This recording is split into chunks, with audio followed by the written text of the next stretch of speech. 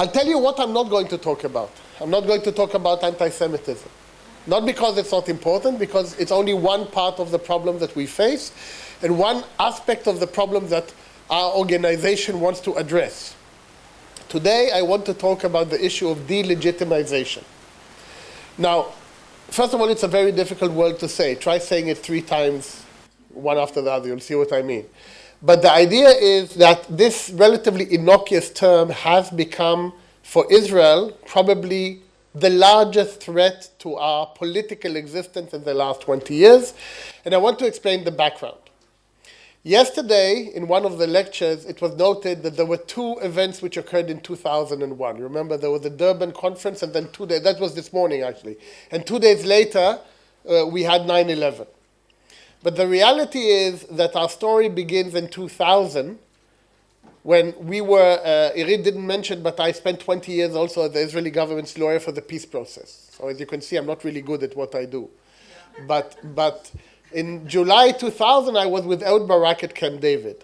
And as you know, we failed to reach an agreement. That's not the purpose of this lecture.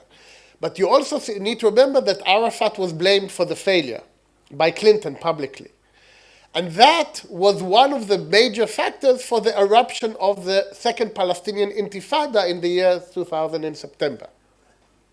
So those 2 events where the blame was shifted on the Palestinians created a subsequent consequence, which was the Palestinians realized they need to change track. You see, until 2000, the plan was that Israel must be defeated in one of 2 ways. Either militarily, not necessarily conquer the country, but use enough force that Israel will give in, or politically. In other words, get enough international political support so that Israel will come out with understanding it needs to change positions.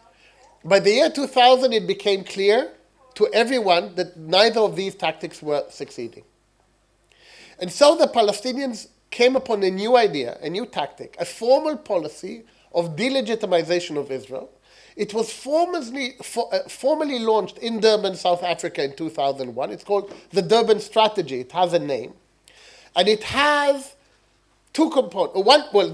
The logic is the following. It's called the South African Spiral. You remember white South Africa? So it used to be one of the nicest countries on earth if you weren't black. But what happened was when people started realizing what was going on, it went through a process whereby there was international condemnation, after that international sanctions, and South Africa didn't survive for long. Now I say that because that is the game plan that they are trying to impose on us today, or for the last 20 years. How do you do that, they say? Delegitimize the state of Israel in the international community. Make us the pariah state. How do you achieve that? If you can't do it militarily and you can't do it politically, they chose 2 separate new avenues in which usually we didn't think we were vulnerable. One is public opinion and media.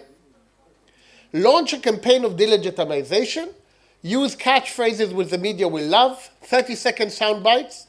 So they came up with Israel the apartheid state. Now, when I go on talk shows in the US, anyone say, how do you respond to the allegation that Israel is an apartheid state? What do you respond in 30 seconds? We're not, and give me 2 hours and I'll explain why. So the problem is catchy, short ideas about, one Palestinian told me, all I need to do is to get on a show, I will say the following: I'm a Palestinian, I'm occupied by Israel, help us. And I've got everything I need. I have nothing equivalent to respond, and in this day and age of short messages, the Israeli challenge of telling our story has become much more challenging. But I'm not here to talk about the public opinion and media aspect of that, because there are other people who deal with that. The other side of the coin, they said, where will we gain the most points of delegitimization? If Israel will lose in a court of law in a normal Western jurisdiction. And so they launched a campaign of filing lawsuits in good jurisdictions, jurisdictions with good reputation, all intended for Israel to lose one case where a normal Western government will say Israel is a war criminal. And do you remember the list? They started with Ariel Sharon in 1999. Then they went after Tzipi Livni, and they went after Amnon Lipkin Shachak. They went after Doron Almog. Bougi's brother, Mike Herzog, they went after him in Spain. I can give you the long list of cases. And at first they went on criminal charges. They claimed that Israel was violating international law, that we were war criminals, and they tried to go after a long list of military officers, politicians, statesmen, etc. Then they said, well, why not widen the circle? Why don't we go after the people supporting Israel? So they started going after companies who sell in the West Bank or sell weapons to Israel. So Caterpillar, which makes those big bulldozers, which Israel uses in combat operations, was sued in the US, claiming that they were aiding Israel in violating human rights. G4S, the largest security company in the world, was challenged in the UK because they said that you are providing security in unlawful settlements. And the most famous case of all, Rival, the largest seller of cranes in Europe, was criminally investigated for war crimes because their equipment was used in the West Bank to build in settlements. Now, all of these attempts, and there were dozens of such attempts, were orchestrated by a relatively small group of people whose agenda was to win just one case. Imagine if we lost that case in the Netherlands, that the Dutch court would have ruled that the Dutch company had committed a war crime because it had helped Israel build settlements. I mean, there was not even a discussion about the Israeli side of the story. That was obvious to everyone. It was just a question whether the Dutch involved in it. The same thing happened in many other jurisdictions, and the idea was that if we lose one such case, we lose 1 million points in legitimacy. Everyone knows. It's something we use all the time. Now, a combination of very good lawyers in Israel, wonderful government cooperation, lot of motivation, we never lost one single case. So we won every single one of these cases in every one of these jurisdictions was won. Each case has a different story. Some were handled by the government, some were handled by us in the private sector, but we won all of them and we worked together. And after about 10, 12 years of incessant case after case after case, you remember there used to be, when I was young, you used to go to Luna Parks, we call them, and there was a game where things would jump up and you would have to hit them. So it felt like that. The numbers started going down. So if I start with the bad news, is that they realized that we have a weakness. You know, there's something ironic about the fact that the Jews have a weakness in court. We are the world champions in number of lawyers, right? But they have recognized that international courts and national courts are our soft point. Because judges all over the world know what normal people know, that Israel isn't doing the right thing in the West Bank. It's not okay in the occupation. The judges are human beings. So they say we only need one judge who is with us on this. In the Dutch case I told you about, which we handled for 3 years, and we won in the end, we didn't win because of great legal arguments. Our legal arguments were great, by the way. We submitted 2 books of legal arguments to the Dutch prosecution claiming Israel doesn't commit war crimes, companies cannot commit war crimes under international law, the Dutch company didn't do anything, it just rented out equipment like Hertz and Avis, what do you want from them? And the Dutch prosecutor responded to me by saying, your arguments are very good under international law, well done, but this is a Dutch law case, and under Dutch law, I think I have a great case. So I didn't win it on legal arguments, so I went to plan B and I went for political pressure. So I went to the prime minister, and I went to the foreign minister, and I went to the minister of justice, and each one of them called the Dutch counterpart. I was with Netanyahu when he called the Dutch foreign minister from his home about this case. And you know what the Dutch responded to us? They said, well, this is not a political case, it's a professional case, we can't intervene. So we went to C. Plan C is called the United States. So I flew to the United States. I called my friends at the White House. I still had friends at the White House then because we were still negotiating. Well, it was a few years after most of the negotiations, but we're still involved. So the White House called the Dutch government, and they still said it's political. It's not political, it's professional. The State Department, I got the legal advisor of the State Department to call his counterpart in the Netherlands. They said the same thing. So we went to Congress. And with the assistance of AIPAC, I went to the Foreign Affairs Committee of Congress.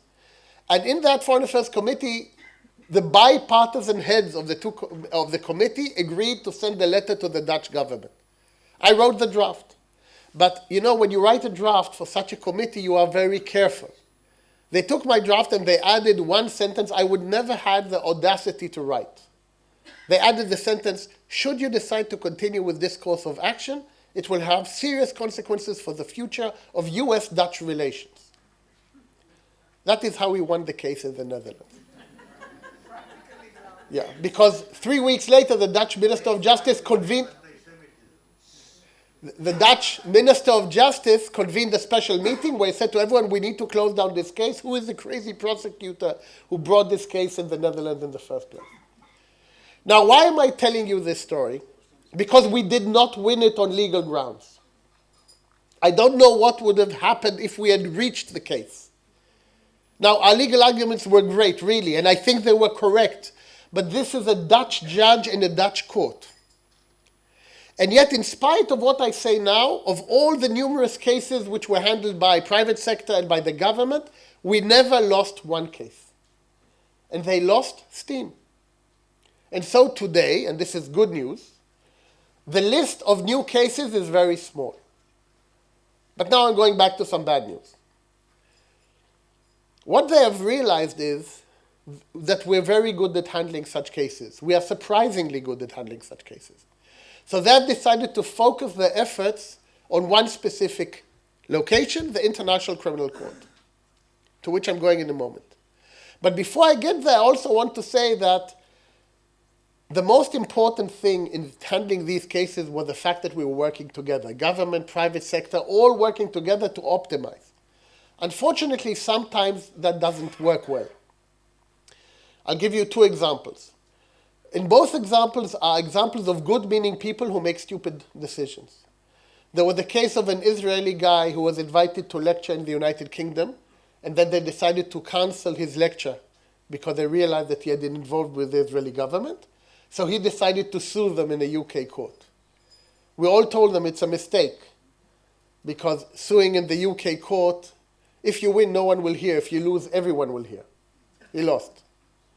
And recently, just 2 weeks ago, a huge mistake was done on bad advice of good people to take the French decision to mark a produce from the settlements to the European Court of Human Rights.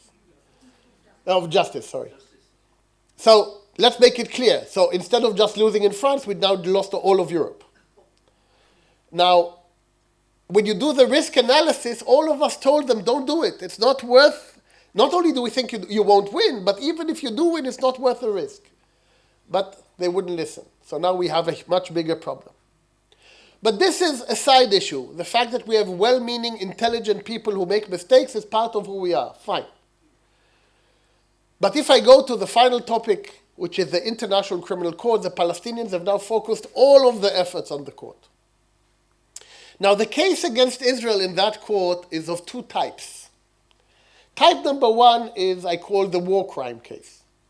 They claim that in our response to Palestinian terrorism, or our response to Lebanese, but this is specifically Palestinian, we violate international law. We kill people on the fence.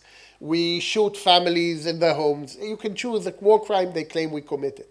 And the International Criminal Court has been bombarded with hundreds upon hundreds of submissions by Palestinian and pro-Palestinian groups claiming that Israel has committed war crimes.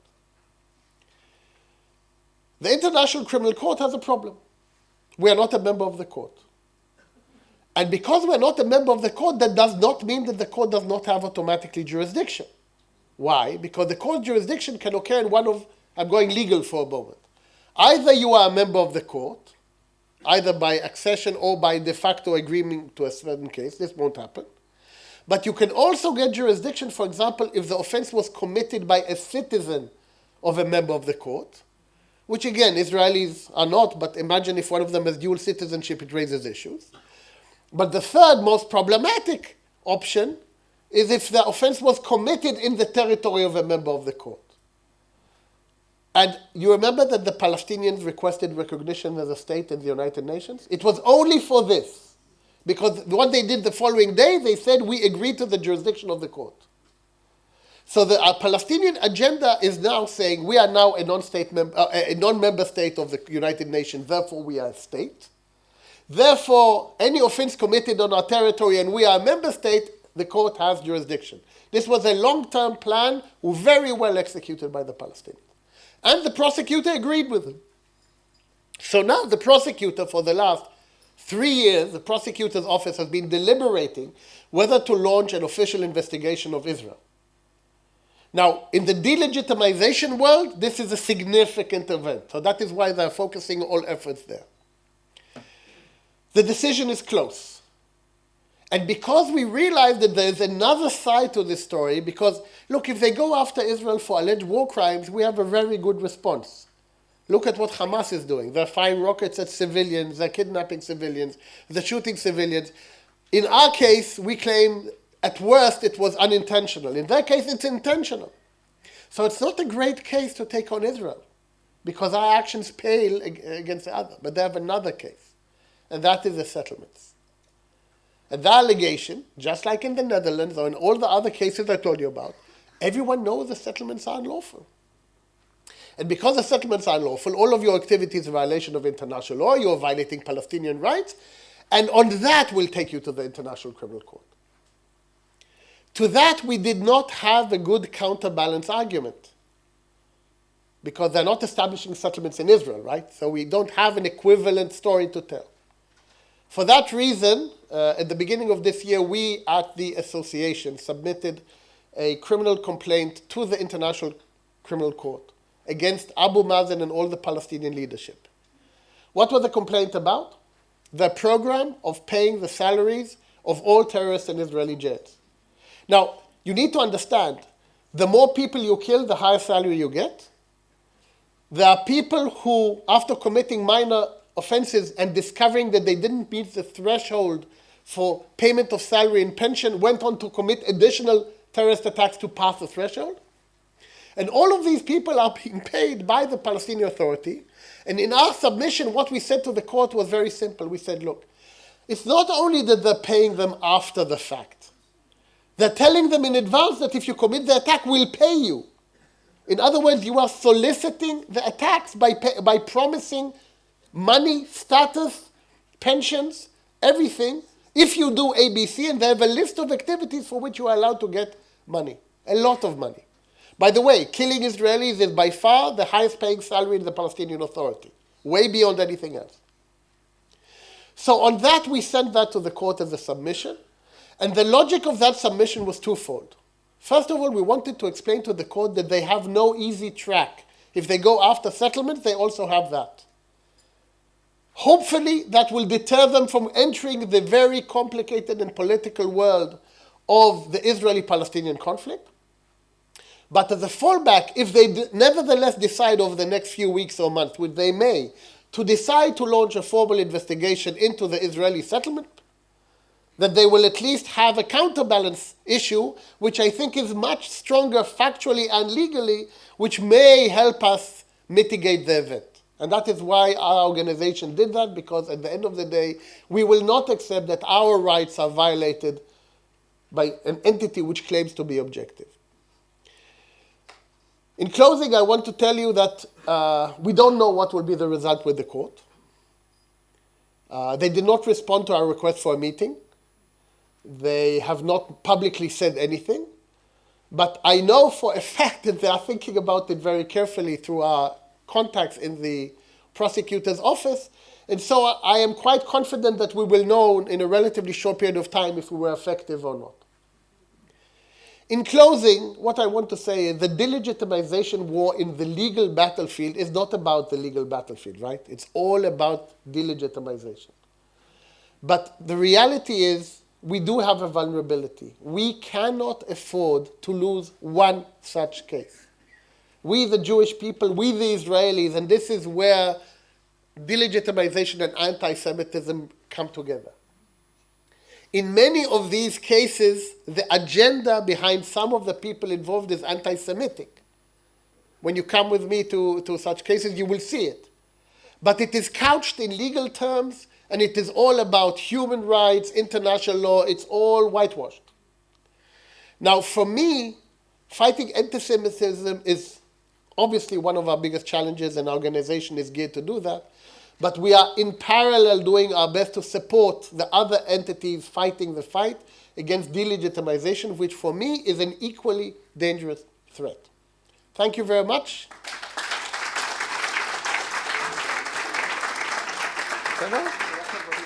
Any questions? Questions? Irit. General Irit. First of all, before I'm taking a question, I want to ask Daniel if you, by chance, know Dr. Jacques Gauthier. No, I don't know. Okay, he's sitting there, and after the thing, I think that you should talk about the settlements. Okay. Just a suggestion. Okay, first question, yes. רגע, מיקרופון בבקשה. You're taking actions against delegitimization. Are you doing anything with regard to the BDS? We are doing it in France. Yeah, no, wait. We is a big term, okay? I'm talking about the organization. Yeah. One of the problems with fighting BDS is that BDS is not done by 3 or 4 people. It's a movement based on many people who think Israel is doing bad things.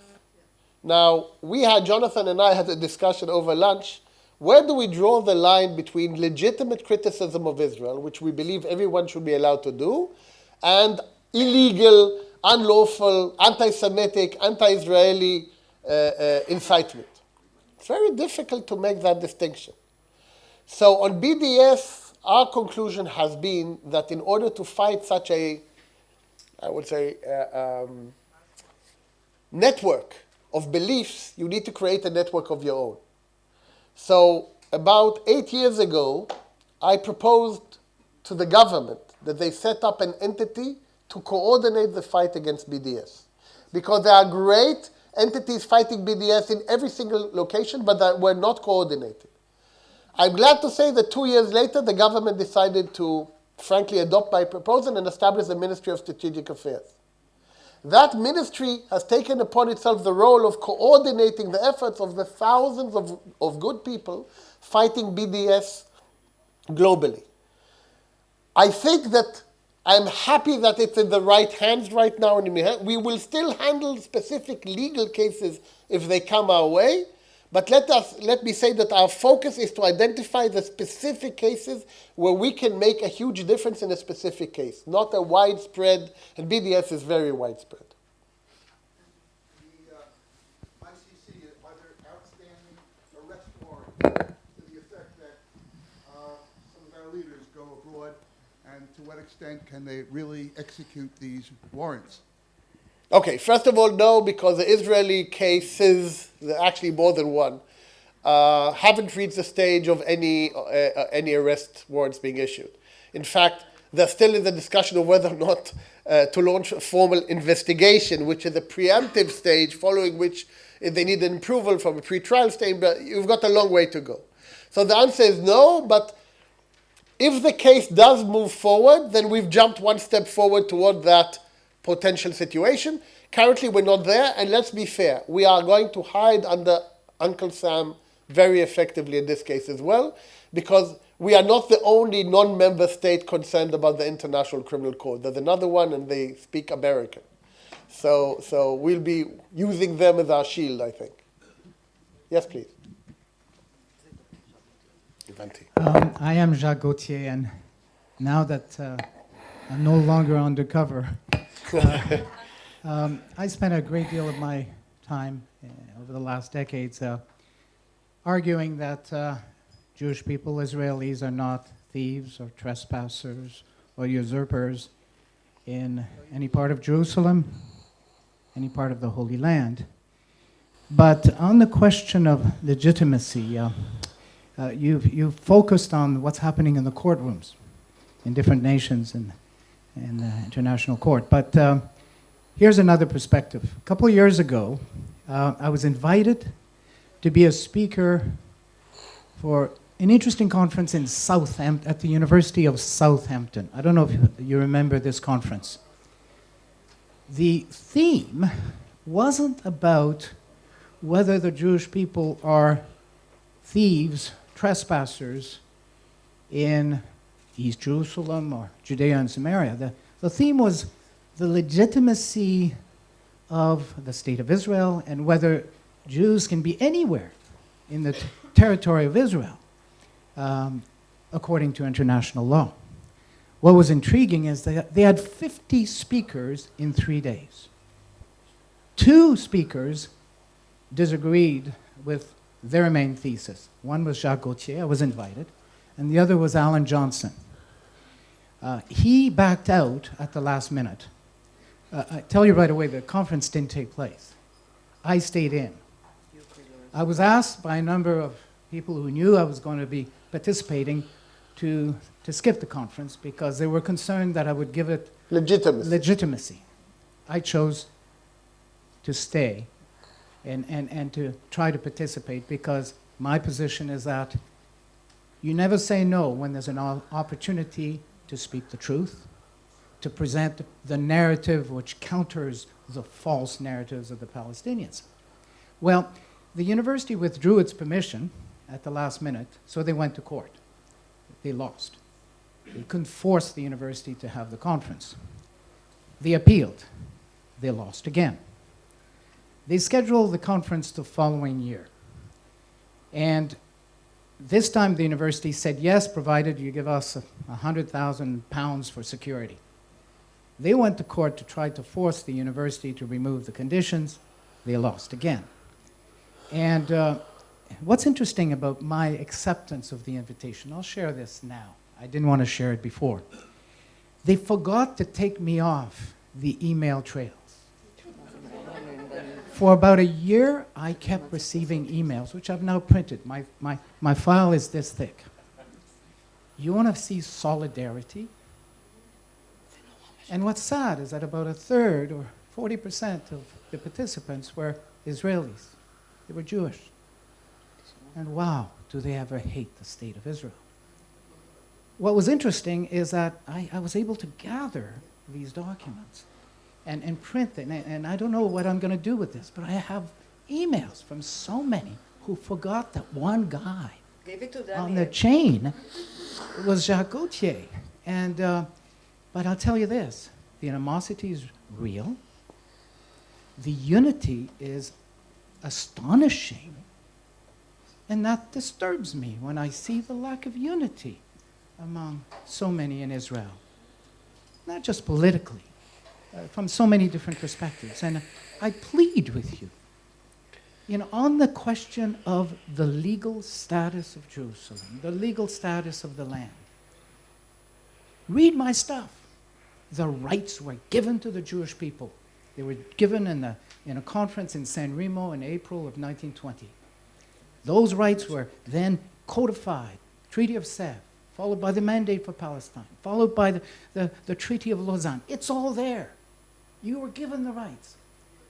You may not agree on the political solutions, but at the very least, you can agree that you have rights.